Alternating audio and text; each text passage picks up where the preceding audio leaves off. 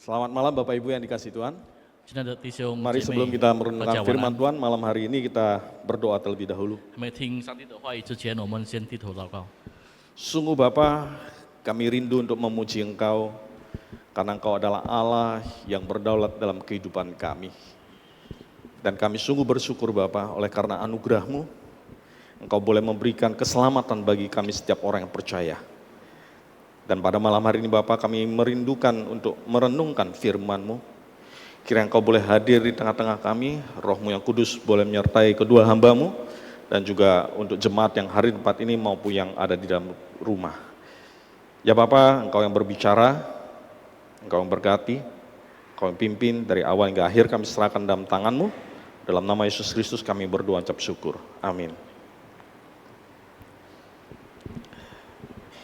Bapak Ibu yang dikasihi Tuhan, 亲爱的弟兄姐妹， malam ini saya tidak akan membahas sesuatu yang sangat rumit-rumit sekali. 今天晚上我要讨论的不是一个很复杂的事情， Saya tidak akan membahas teori atau doktrin yang berat-berat. 我不会讨论关于这个理论上很深入深奥的理论。 Tapi malam ini saya membawa satu kalimat yang sangat sederhana. 但是今天晚上我带了一个很简单的一句话， Yaitu saya ingin kita semua pada malam ini boleh belajar. 就是想要我们每一个人今天晚上都可以学习， Dan boleh tanamkan satu kalimat ini ke dalam hati kita. 然后把这句话深深的埋在我们的心里。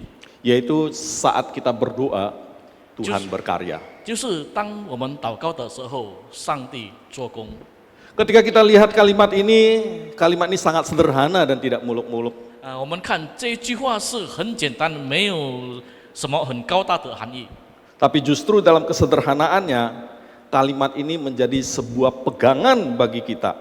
但是是因为它很简单，这句话可以成为我们的依靠。 Ketika kita merasa tidak tahu harus dari mana, 当我们不知道要从哪里开始的时候， kalimat sederhana ini sungguh amat bisa menguatkan kita. 这句话可以兼顾我们每一个人。 Saya akan memulai dengan sebuah kisah nyata. 我会以一个真实发生的故事开始。 Pada masa zaman tirai besi, 当有关于这个铁幕时代的时候， yaitu ketika negara-negara komunis, tepatnya negara-negara Eropa di bagian timur menutup pintu bagi Injil. 就是当这个共产主义的国家，也就是东欧的国家，对福音他们封闭了福音，禁止福音。 Mereka melarang Alkitab sama sekali dan tidak boleh ada Alkitab yang boleh masuk dalam negara mereka. 他们禁止福音，这个福音这个圣经不能进入到他们的国家里面。 Pada masa itu ada seorang misionaris yang bernama Brother Andrew. 那个时候有一位宣教士，他的名字就是安德烈弟兄。 Ia mendapat panggilan daripada Tuhan untuk satu tugas yang sangat berbahaya dan mungkin tugas itu juga mustahil untuk dilakukan. 他从上帝那里得到了呼召，就是有一个任务，这个任务看起来是不可能，或是这个任务很危险。 Tugasnya adalah menyeludupkan Alkitab ke negara-negara yang tertutup itu. 他的工作，他的这个任务就是要把圣经走私或是偷运到那一些封闭的国家里面。 Suatu hari ketika ia mengendalikan sebuah mobil yang penuh dengan kotak-kotak Alkitab, 当有一天他开车，然后车载满了很多的圣经， ia menuju pada satu perbatasan yang dijaga super ketat.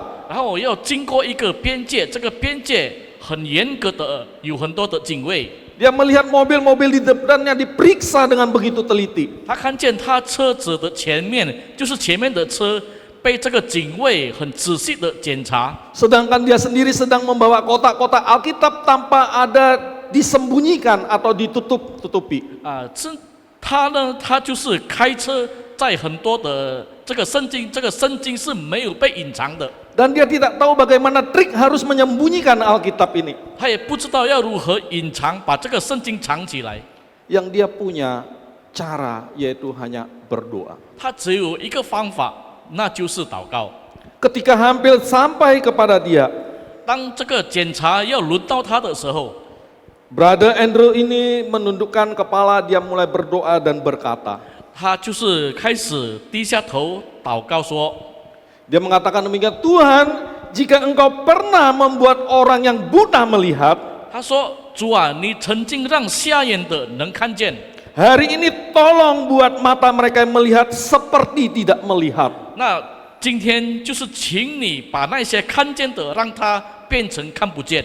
Doanya sederhana. 他的祷告很简单， Lalu dia maju ke depan. 然后他就往前走。 Tiba sampai gilirannya dia diperiksa. 那轮到他被检查的时候， Ternyata petugas hanya melirik melihat sebentar, lalu petugas melambaikan tangan, mengatakan silakan jalan. 这位警卫看见他，然后就跟他挥挥手，然后叫他直接往前走。 Singkat cerita, Alkitab yang tadi dia takut ditangkap, akhirnya itu boleh bebas jalan terus dan tidak tertahan, boleh menyeberang ke dalam. 他原来的害怕这个圣经会被查出来，到最后他可以经过，然后被传出去。 Dan jemaat yang di sana harusnya dibiarkan kelaparan akan firman, justru melalui apa yang dia lakukan boleh dikuatkan. 在那里的信徒应该饥渴慕义的人得到了刚强。 Jemaat-jemaat yang di sana dikuatkan karena ada satu orang yang berdoa dan Tuhan berkarya. 是因为那里的人，因为有一个人祷告，然后上帝就工作了。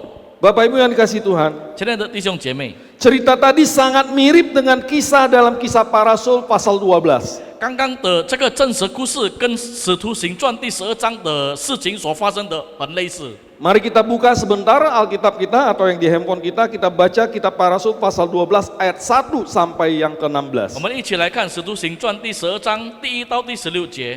Di dalam kitab ini nanti kita akan melihat apa yang terjadi ketika gereja mula-mula tidak berdaya. 在这里我们可以看到，当这个起初的教会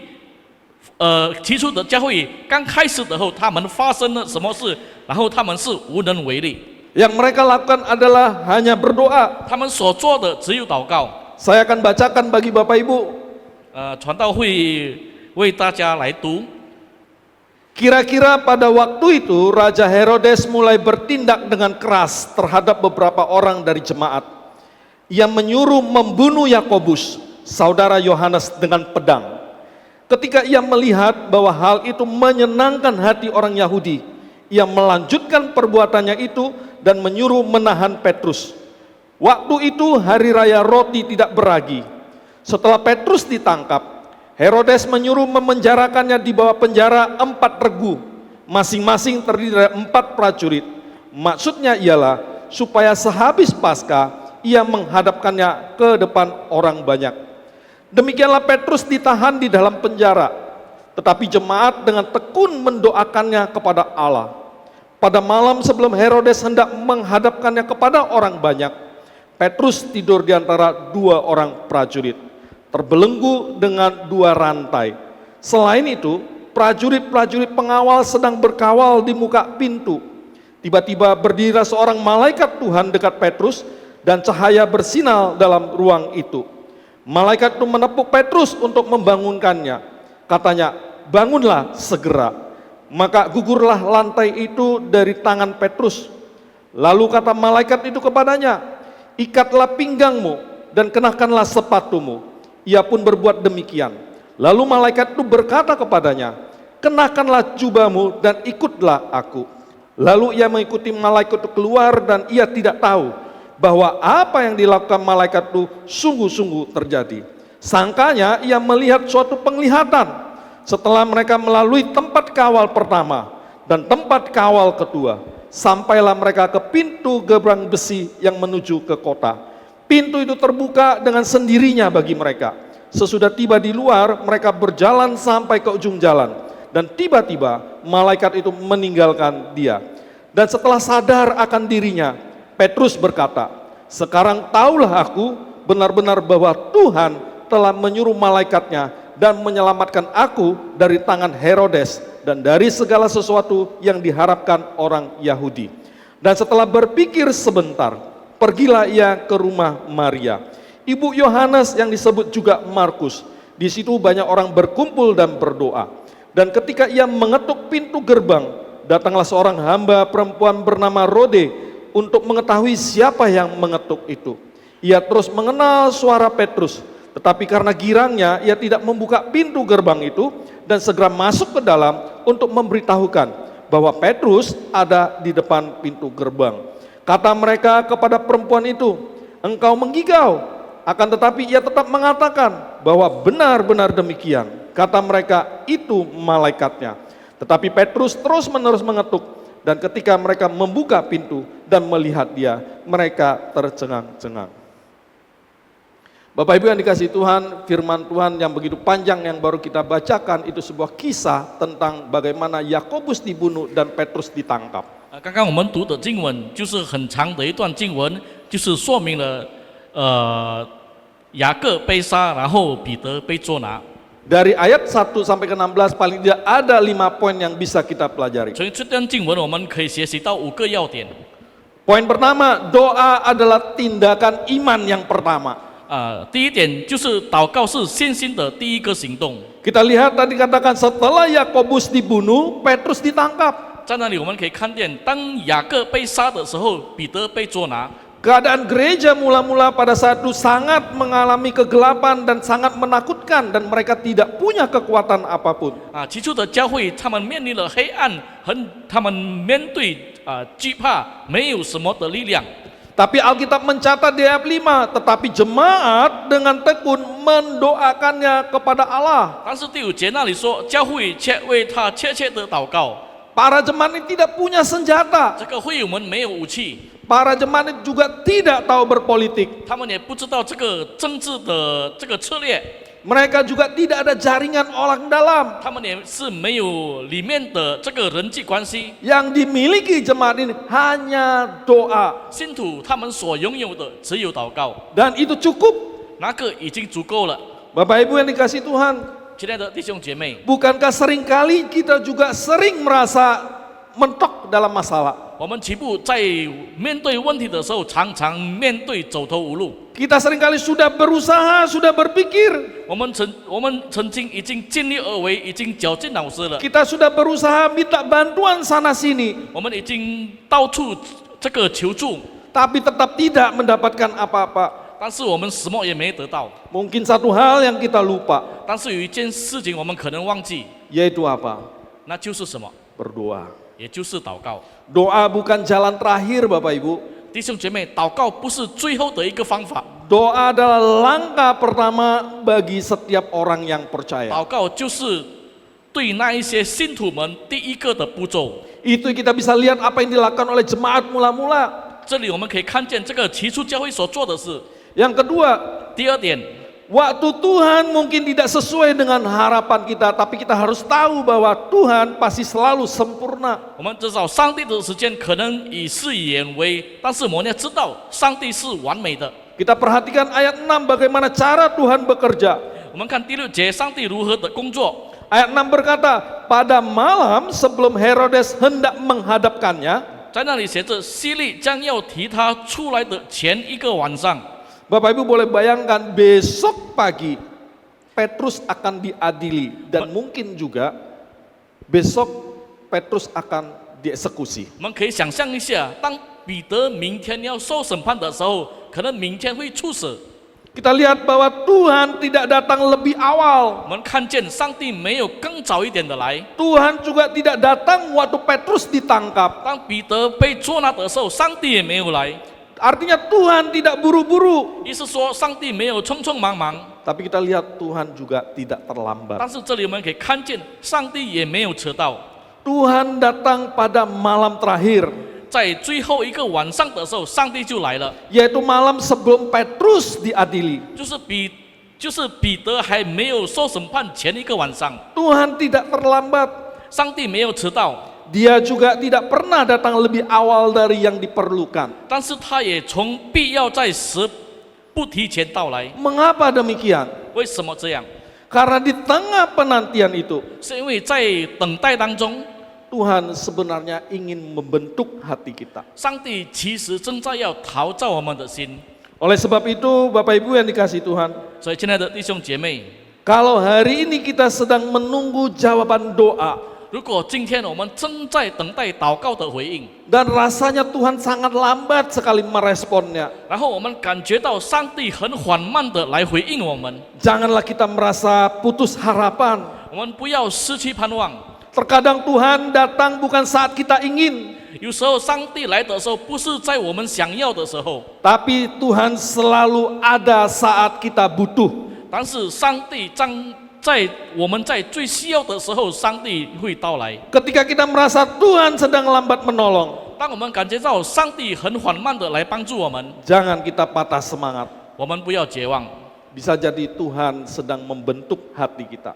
有可能上帝正在陶造我们的心， Tuhan sedang mendidik kita. 上帝正在管教我们， Tuhan sedang memperkuat iman kita. 他正在坚固我们的信心。 Bisa juga Tuhan sedang memurnikan pengharapan kita. 有可能上帝正在净化我们的盼望。 Mungkin Tuhan sedang menyusun sesuatu yang lebih besar dari apa yang kita pikirkan. 可能上帝正在安排比我们能想象的还要更大的事情。 Artinya Tuhan tidak pernah lalai. 意思说，上帝从来不会疏忽， Waktunya tidak cepat, 时间不会早到， juga tidak lambat. 也不会迟到。 Tapi waktu Tuhan selalu tepat. 但是上帝的时间总是准时。 Yang ketiga, 第三点， kita lihat ketika Tuhan bertindak, 当上帝做工的时候， tidak ada sesuatu apapun yang bisa menghalangi. 没有任何事物能阻挡。 Kita baca di ayat 7 berkata demikian. 在第7节这样的写着： Tiba-tiba berdiri seorang malaikat dan rantai pun terlepas dari tangan Petrus. 忽然有主的使者站在旁边，那铁链从彼得的手上脱落下来。 Disambung ayat 10 mengatakan demikian, pintu besi yang tertutup terbuka dengan sendirinya. 然后第10节在那里说，那铁门自己开了。 Bapak Ibu yang dikasihi Tuhan, 亲爱的弟兄姐妹， rantai, 铁链、 penjaga, 兵丁， bahkan pintu besi pun 甚至牢固的铁门， yang paling kuat, 最牢固的， semuanya tidak berdaya 在上- saat Tuhan turun tangan. 在上帝做工的时候，全部都是无效的。 Hari ini 今天呢， mungkin rantai yang ada di dalam diri kita, 可能在我们身上的铁链 mungkin itu adalah hutang piutang. 啊，可能是我们的这个欠债或是贷款， Mungkin itu adalah kejadian-kejadian trauma yang kita alami, 可能是我们所经历的这个创伤， atau kekhawatiran dan ketakutan, 或是我们的忧虑、我们的惧怕， atau mungkin juga kecanduan akan obat-obatan. 或是我们对那个药物上瘾。 Bapak Ibu ingatlah, 弟兄姐妹，请记住， apapun rantai yang menahan Anda, Tuhan sanggup melepaskannya. 任何困在你身上的这个铁链，上帝都能让它得释放。 Mungkin pintu besi Bapak Ibu adalah relasi yang rusak, 啊，可能你的这个铁门就是破坏的关系， atau tekanan dalam kehidupan. 或者在我们生活上中的压力。 Bapak Ibu, apapun pintu besi yang menutup hidup Anda, ingat sekali lagi, Tuhan sanggup membukanya. 无论在你生命中怎么样的这个铁门的封闭，上帝都有能力把它打开。 Saat kita berdoa, kita lihat di dalam kisah para rasul dicatat, ketika Petrus berdoa, kita bisa lihat bagaimana Tuhan bekerja. 在这里我们可以看到，当我们祷告的时候，当彼得祷告的时候，我们可以看见上帝如何做工。 Saat jemaat mula-mula bertekun dalam doa, 当起初的会友们，他们在祷告中横切， Tuhan mengirim malaikat untuk membuka pintu rantai yang terantai dan pintu yang tertutup. 上帝差了使者打开这个铁链，打开这个铁门。 Kita bisa belajar di sini ketika kita berdoa. 在这里我们可以学习到，当我们祷告的时候， Maka kejadian yang sama Tuhan juga bisa kirim malaikatnya untuk membuka yang tertutup. 同样的事情，上帝能拆了这个石子，让我们的铁链，让我们的铁门解开。 Kuasa Tuhan tidak bisa dibatasi oleh rantai manusia. 上帝的大能不能受人的这个铁链所捆绑。 Yang keempat, 第4点， saat Tuhan membuka jalan, kitalah yang harus melangkah. 当上帝开了路，我们必须要跨步行走。 Kita lihat yang di ayat ke-8, 我们看第8节， malaikat tidak menyeret Petrus keluar. 使者没有把这个彼得拖出来。 Perhatikan, malaikat berkata demikian, 我们注意，使者这样说： bangun, 起来， ikat talimu, 束上带子， pakai kasutmu, 穿上鞋， kenakan jubahmu, 披上外衣， ikut aku. 跟着我来。 Artinya ketika Tuhan melepaskan rantai, 意思说，当上帝把这个锁链解开之后， Petrus yang harus berdiri. 是彼得要站起来。 Ketika Tuhan membuka pintu, 当上帝把这个铁门打开的时候， Petrus yang harus melangkah keluar. 彼得必须跨步走出来。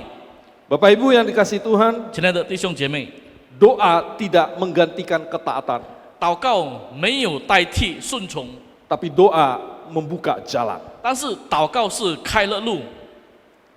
Namun harus ingat, kitalah yang harus berjalan. 但是我们要记住，我们必须要跨步要行走。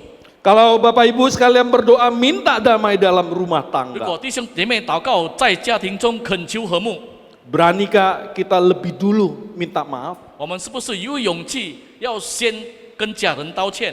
Kalau Bapak Ibu berdoa minta terobosan masalah keuangan, 如果弟兄姐妹祷告恳求有经济上的突破， maukah kita mulai disiplinkan diri untuk mencatat pengeluaran 我 kita? 们是不是要有纪律的把这个支出记下来？ Kalau saudara berdoa untuk pemulihan, 如果弟兄姐妹祷告恳求复兴， maukah saudara bersedia terbuka dan dibimbing? 是不是愿意把心打开，然后接受带领？ Artinya Tuhan tidak meminta kita sempurna. 上帝没有要求我们要完美， Tuhan hanya meminta kita untuk melangkah. 上帝只有要求我们要跨步， Untuk melangkah satu langkah yang kecil. 要一个小小的步骤要跨步， Jangan tunggu semua jelas dulu baru melangkah. 不要等到全部都清楚之后才跨步。 Tuhan berkata, langkah dulu, nanti aku yang bukakan yang berikutnya. 上帝说要先跨步，接下来的我会为你一一的打开。 Bapak Ibu yang dikasihi Tuhan, 亲爱的弟兄姐妹， kadang jawaban sudah datang, 有时候这个答案已经来了， tapi kita masih ragu membukanya. 但是我们还是很怀疑的、很犹豫的打开。 Kita lihat ketika Petrus bebas dan datang ke rumah Maria, 我们看当彼得得释放之后，来到玛利亚的家， seorang hamba Maria yang bernama Rode mendengar suaranya. 然后玛利亚的这个佣人名叫罗大听了， Lalu Rode ini berlari dan memberitahukan kepada yang lain. 罗大的他跑，然后告诉有很多人， Tapi orang-orang atau jemaat-jemaat yang ada di dalam rumah Maria itu yang sedang berdoa itu malah berkata, engkau gila. 但是在玛利亚家中的人，他们祷告的时候，对罗大说：“你疯了。” Mereka berdoa mengharapkan mujizat 他们祷告的时候要恳求神迹， supaya Petrus bisa dilepaskan. 要好叫彼得可以得救得释放。 Tapi waktu mujizat itu terjadi, mereka tidak percaya. 但是这个神迹已经发生了，他们还是不相信。 Bukankah kita sering juga demikian Bapak Ibu? 我们岂不常常是这样吗？ Kita minta pertolongan sama Tuhan. 我们向上帝恳求帮助， Tapi saat jawaban itu datang, kita malah bilang, masa sih? 当这个答案已经来的时候，我们还向上帝说：“这个有可能吗？ Jangan-jangan ini kebetulan saja. 这个是不是巧合而已？” Seringkali kita minta pertolongan pada Tuhan, 我们常常向上帝恳求帮助， tapi hati kita tidak sungguh-sungguh percaya bahwa Tuhan menolong. 但是我们的心不相信上帝真正的已经帮助了我们。 Hari ini 今天呢， Tuhan bukan hanya minta kita berdoa saja, 上帝不只是要求我们要祷告， tapi Tuhan minta kita percaya. 但是上帝要我们相信， Berdoalah dengan iman yang siap membuka pintu. 我们要以预备好的心、打开门的信心来祷告。 Bahkan sebelum jawaban terdengar mengetuk pun kita tetap setia berdoa. 即使还没有听到这个窍门，我们还是仍然要祷告。 Bapak Ibu yang dikasihi Tuhan, 亲爱的弟兄姐妹， Anda berdoa, Tuhan berkarya. 你祷告，上帝做工。 Ketika kita tidak tahu harus berbuat apa, 当我们不知道要做什么的时候， maka langkah yang pertama yang harus kita lakukan, marilah kita berdoa. 第一个步骤我们要做的，那就是我们要祷告。 Ketika terasa Tuhan itu diam saja, 当我们感觉到上帝闭口不言， percayalah 我们要 Tuhan 相信 tidak pernah terlambat. 上帝从来不迟到。Ketika pintu mulai terbuka, 当门被打开的时候， melangkahlah dengan taat. 要以顺从的心来跨步。 Ketika jawaban itu datang, 当这个答案已经来的时候， bukalah pintu dengan iman. 要以信心把这个门打开。 Artinya kita berdoa, 意思说，当我们祷告， Tuhan berkarya. 上帝做工。 Ada seorang misionaris yang bernama Hudson Taylor, 有一位宣教士，名字叫戴德生。 ketika dia berlayar ke Tiongkok, 当他坐船到中国的时候， kapalnya terjebak di perairan yang tenang. 他的船被困在一个平静的海域， Tidak ada angin sama sekali. 在那里没有风， Namun arus air itu membawa kapal itu pelan-pelan mendekati sebuah batu karang. 但是这个水流把这个船带到一个靠近这个珊瑚礁的地方。 Kapten kapal begitu panik 这个船长很惊慌， karena tidak ada cara bagaimana harus menghentikan kapal ini. 是因为没有办法要如何把这个船停下 Kalau 来。 kapal ini menabrak karang itu pasti kapalnya akan karam. 如果这个船撞了这个珊瑚礁，这个船必须会沉下去。 Lalu Hudson Taylor berkata, 然后这个戴德生说 saya akan berdoa, 我会向上帝祷告， tapi tolong turunkan layar kapal itu. 但是请你把这个船的帆布打开。 Kapten kapal ini ragu, 这个船长很怀疑， untuk apa turunkan layar, tidak ada angin. 没有风，为什么要把这个帆布打开呢？ Tapi Hudson Taylor katakan, turunkan. 但是戴德生跟船长说要打开这个帆布， Dan akhirnya kapten kapal itu mengikuti apa yang dikatakan Taylor. Dia turunkan layar itu. 然后船长就是跟着这个戴德生所说的话，把这个帆布打开。 Kemudian Taylor berdoa. 然后戴德生祷告， Tidak lama kemudian 过了不久， angin datang. 风就吹来了。 Layar sudah diturunkan itu menangkap hembusan angin itu. 这个帆布抓了这个风吹， Lalu kapal itu berbaring Allah dan mereka selamat. 然后这个船转向，他们全部都是安然无恙。 Kita lihat apa yang mereka lakukan. 我们看到他们做了什么。 Hudson Taylor berdoa, Tuhan berkarya. 戴德生祷告，上帝做工。 Bapak Ibu yang dikasihi Tuhan, 亲爱的弟兄姐妹， mungkin hari ini Bapak Ibu sedang menunggu angin itu. 可能你今天在等待那个风吹， Rasanya hidup kita stagnan, tidak bergerak. 我们感觉到我们的生命、我们的生活只是停滞，没有前进。 Tapi saya mau ajak Bapak Ibu sekalian, 但是我要邀请弟兄姐妹们， mari kita turunkan layar itu. 要打开这个帆布， Lakukan bagian kita. 我们要做我们的部分， Taatlah selalu dalam hal-hal yang kecil. 在小事上要顺从， Percaya bahwa Tuhan tahu kapan harus menghembuskan anginnya. 要相信上帝知道什么时候要把这个风吹下来。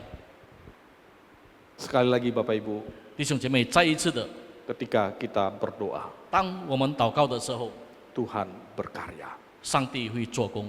Sebagai penutup, 成为这个结论。 ini sebuah kisah nyata 这个是一个真实的故事。 di bulan Februari tahun 2010. 在2010年2月份， Anak ini yang bernama Felicia berumur 6,5 tahun. 这个孩子菲利西亚他只有6岁半。 Beberapa minggu yang akan datang itu sudah menjelang Imlek. 然后过了几个礼拜就会过节了，这个春节。 Anak ini begitu ceria, namun kita melihat wajahnya begitu pucat. 我们看这个孩子是很开朗的孩子，但是他的脸上很苍白。 Dan pada hari, saya masih ingat pada hari Imlek pertama, ketika kami berkunjung ke rumah Pak Guru yang bernama Sutanto ini. 我还记得当这个年初一的时候，我们到他的家，这个老师叫苏丹多老师。 Kami melihat anaknya wajahnya begitu pucat. 我们看这个孩子的脸上很苍白。 Kami beritahukan mungkin anakmu sakit. 我们告诉这个老师说，就是他爸爸说，可能你的孩子生病。 Tidak ada yang menyangka, bapaknya mengatakan mungkin dia kecapean. 他的父亲，他的爸爸说，他可能是太累了。 Lewat 2 minggu, 然后过了2个礼拜， anak ini demam berat. 这个孩子发高烧， Kemudian anak ini mengalami pendarahan. 他流血了， lalu dibawa ke dokter untuk diperiksa. 然后把他带到医生去做检查， Ambil darah, periksa sana, periksa sini. 验血，然后检查这里，检查那里。 Singkat cerita, 长话短 dokter 说， memvonis anak ini mengalami penyakit kanker leukemia. 这个到最后，医生判定这个孩子得了这个白血病。 Lalu dokter menyarankan untuk memeriksa secara teliti akan ambil sumsum tulang belakangnya. 然后就是医生建议说要做更仔细的检查，要从这个后面的这个骨髓做一个检查。 Lalu bersepakat kami, akhirnya putuskan dalam 2 hari kami mengurus segala sesuatunya, berangkatkan anak ini ke Penang untuk diperiksa. 然后我们就是讨论了，然后在2天之内把这个孩子带到槟城去做检查。 Sampai di Penang diperiksa ulang semuanya. 到槟城全部做了这个全身的健康检查， 3 hari kemudian diambil pemeriksaan sumsum tulang belakang. 然后3天过后做了这个骨髓的这个检查， Akhirnya dipastikan anak ini mengalami penyakit leukemia. 然后确定这个孩子有这个白血病。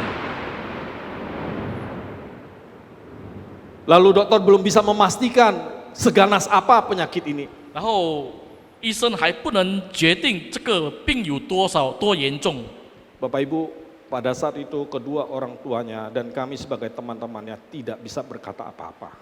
弟兄姐妹，那个时候他的父母，然后我们成为他父亲的朋友，什么事都不能做。 Yang pada saat itu yang kami lakukan hanya berdoa. 那个时候我们能做的只有祷告， Dengan iman kita berdoa, 然后用信心的我们祷告。 kami guru-guru mengumpulkan uang. 我们老师们都聚集了这个金钱 Dari uang yang terkumpul 50 juta. 我们开始收集大概有50条的 Awal pertama kumpul hanya 5 juta. 第一次的时候才5条， Dengan uang 5 juta berangkat ke Penang. 然后用这个5条的钱，我们就是出发到槟城。 Dokter putuskan dia harus diobati selama 8 bulan. 医生决定他要这个医他要8个月的时间， Lalu diskusi berapa biayanya? 然后我们讨论这个经费大概多少， 1,5 miliar. 大概有10亿。 Bapak Ibu, 弟兄姐妹 ketika 们， mendengar itu, 当我们听了， kami semua tidak berdaya. 我们全部都是无能为力， Kami kembali hanya bisa berdoa. 我们只能做的只有祷告。 Lalu kami selesai berdoa, kami kumpul lagi uang. 然后祷告完之后，我们再收集钱， Terkumpul yang 50 juta tadi. 然后刚刚的就是50条。 Saya secara pribadi mengantarkan uang itu ke Penang untuk Pak Sutanto supaya anaknya bisa berobat. 我就是亲自把这个钱送到槟城，让他可以医他的孩子。 Sampai di sana yang penting anak ini bisa ditangani terlebih dahulu. 然后最主要的，到了那边可以先处理这个孩子的病， Selanjutnya bagaimana? 以后要怎么样， Kami tidak tahu. 我们不知道。 Sekali lagi yang kami lakukan berdoa. 我们能做的就是祷告， Kami sungguh-sungguh berdoa. 我们真正诚心的祷告。 3 hari kemudian saya pulang ke Medan. 然后3天过后，我就回到缅兰， Kami sampai di Medan diskusi bagaimana mencari uang yang 1,5 miliar ini. 然后我们跟朋友一起讨论要如何要找这个经费， Tidak ada jalan keluar. 没有出路， Hanya berdoa lagi. 只有再次祷告， Berdoa lagi. 再次祷告。 Seminggu kemudian 过了1个礼拜， ada 1 orang jumpai saya. 有一个人跟我见面， Dia menawarkan, saya ada dengar berita ini, saya ingin membantu. 他说我听到这个消息，我想要帮忙。 Lalu kami tidak mengenal orang ini. 我们也不认识这个人 Saya pikir jangan-jangan orang ini hanya memanfaatkan situasi. 我只是想着这个人可能只是要利用这个情况， Karena kami sering dengar ada orang yang memanfaatkan situasi kondisi demikian untuk menipu uang orang lain. 因为我听过有人用这样的情况来欺骗别人。 Kami kembali berdoa. 我们再次祷告， Tuhan, apakah benar ini bantuan yang kau tawarkan ke 主啊，你是不是这个是你给我们的帮助？ Lalu kami diskusi lagi. 我们再次的讨论， Lalu dia katakan, uang saya bantu kamu cari dan uang itu tidak saya pegang, kamu yang pegang. 我就是找这个经费就是直接给你们，我没有拿这个钱。 Melalui bantuan orang yang tidak kenal ini. 透过我们不认识的人， Akhirnya dia sarankan kami buka rekening 他就建议我们要开这个户口， dan kami hanya bisa mengandalkan doa. 我们只能依靠的是祷告。sebulan demi sebulan rekening itu masuk uang. 然后一个月又一个月，这个户口进了钱， Kami tidak tahu dari mana uangnya. 我们也不知道这个钱从哪里来。 Akhirnya Felicia boleh menjalani kemoterapi. 然后这个菲利西亚可以得到这个医疗， Kami hanya bisa melangkah selangkah demi selangkah dengan pimpinan Tuhan. 我们只能依靠上帝的带领，一步一步的走。 Ketika Felicia masuk ke minggu yang keempat 当菲利西亚进入了第4周期的时候， di kemoterapinya, 就是接受化疗， dia mengalami kelumpuhan total. 他就是完全的瘫痪， Dan dia harus mengalami pendarahan dari hidung yang begitu luar biasa. 然后从鼻子那里就是有流血， Kembali butuh uang 需要经费， untuk memberi obat. 就是要打药。 Tapi ajaib teman-teman, 但是很奇妙的， rekeningnya mulai mengalir dana lagi. Rekeningnya kembali mengalir dana. 在这个户口里面再一次的有流动现金进来。 Singkat cerita teman-teman, 长话短说， sampai akhir pengobatannya, 到他最后的医疗， uang yang dibutuhkan 1,5 miliar 这个所需要的1亿多的钱， pas jumlahnya. 这个数目刚刚好。 Dan berhenti dari sejak itu sampai hari ini, uang itu tidak pernah masuk lagi. 然后从那个时候已经停止，直到今天，这个钱已经没有流进来了。 Yang ingin saya beritahukan kepada Bapak Ibu melalui kesaksian ini apa? 接着这个见证，我要告诉弟兄姐妹， Ketika kita berdoa, 当我们祷告的时候， percayalah 要相信 Tuhan akan berkarya. 上帝就会做工。 Saya melihat langsung bagaimana Tuhan berkarya dalam diri anak ini. 我看见上帝在这个孩子的身上做工， Melalui penderitaan anak ini, 接着这个孩子的痛苦， mamanya yang tadi tidak percaya Tuhan menjadi percaya Tuhan 他 Yesus. 他母亲刚开始的时候不相信耶稣，现在相信了。 Neneknya yang tadi seorang medium tangki. 他的奶奶之前是这个当机系 Dan 统， neneknya menyingkirkan semua 然后 dewa-dewanya. 这个他的奶奶就是把这个他之前所用的东西全部都移除掉。 Bapak Ibu bisa melihat 弟兄姐妹可以看见， kuasa doa kalau dengan yakin kita doakan. 如果我们以信心所做的祷告的这个能力， Tuhan akan berkarya. 上帝就会做工。 Turunkan layar kita. 我们要把这个帆布打开降下来， Tunggu hembusan angin dari Tuhan. 要等待上帝所吹下来的风。 Mari kita berdoa. 我们一同来祷告。 Ya Tuhan Yesus, Engkau mendengar doa jemaat-Mu yang ada di Yerusalem dan Engkau bertindak. Engkau lepaskan Petrus dari rantai dan pintu besi. Hari ini kami pun mau datang kepadamu ya Bapa. Kami juga punya rantai pribadi kami masing-masing. Kami juga berhadapan dengan pintu-pintu besi kami. Tapi kami percaya, Engkau adalah Tuhan yang masih berkarya. Tolong kami untuk terus berdoa. Tolong kami untuk bisa terus percaya. Dan bantulah kami untuk terus melangkah dan taat. Dan biarlah minggu ini kami boleh melihat tangan-Mu bekerja dalam hidup kami. Terima kasih Bapa, dalam nama Yesus Kristus kami berdoa. Amin. Tuhan Yesus memberkati. 愿上帝祝福。